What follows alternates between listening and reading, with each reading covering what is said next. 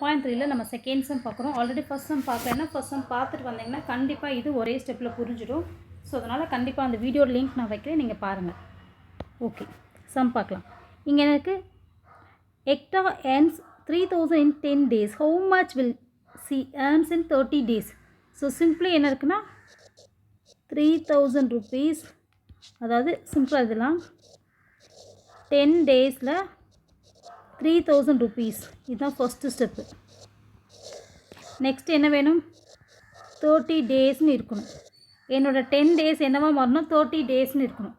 So எனக்கு 10 வந்து தேவையில்லாத நம்பர். ஸோ ஓகேவா, I don't want in this 10 in this days.